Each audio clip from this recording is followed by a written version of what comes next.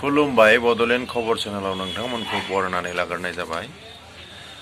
Exit पल मथे आसामाव एनडिएआ सरकार दागोन आरो मोनफ्रोम एग्जिट पल होग्राफोरा गासिबो एनडिएखौनो मेजरिटी मोनगोन देखायगासिनो दङ। दा नैबेबादिबो जानो हागौ फाइनाल माबायाव रिजाल्टआव जे एनडिएआ 90 निफ्राय 95 सिम मोननो हागौ। बेनिफ्राय बेवहाय बिजेपिआ 74 निफ्राय 78, बेनिफ्राय बिपिएफआ 8 निफ्राय 10, बेनिफ्राय एजिपिआ 7 बा 8, बेनिफ्राय इउपिपिएलआ 2 बा 3, बेनिफ्राय कंग्रेसखौ माने कंग्रेस एलायन्सखौ 28 to 30 लाजायो।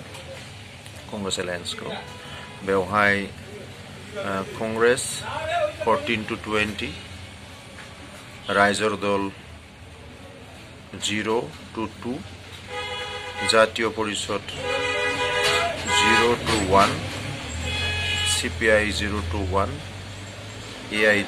AIUDF 8 to 10 बेबादिबो फाइनाल रिजाल्टआव बेबादि नाम्बाराबो फैनो हागौ।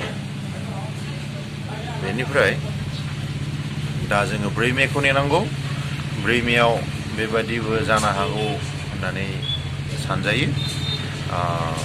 बेनिफ्राय इडिआ एनफोर्समेन्ट डिपार्टमेन्टआ गासै नैबे बोसोराव माने 2025-26आव जब्द खालामनो हाबाय 81,422 कौटि रां आरो बे जब्द खालामनो हानाय सम्पति माने 81,422 कौटि रांनि मूल्यनि सम्पति जब्द खालामनो हाबाय आरो बे जब्द खालामनायखौ विभिन्न बैंक जाय बेंकफोरा मोननांगौमोन लन बिसोर हरनायनि थाखाय बिसोर रिटार्न मोनफिननांगौमोन नालाय बेनिफ्राय न' बायग्राफोर बिसोरहाबो मोननांगौ थायो। दा बिसोरनोबो हरफिनबाय होननानै एनफोर्समेन्ट डिपार्टमेन्टआ खोन्थादों। नोंथांमोना बे चेनेलखौ साबस्क्राइब खालाम, लाइक खालाम, शेयार खालाम, गुरै खावलायनाय थाबाय। एसेनोसै, गोजोन्थों।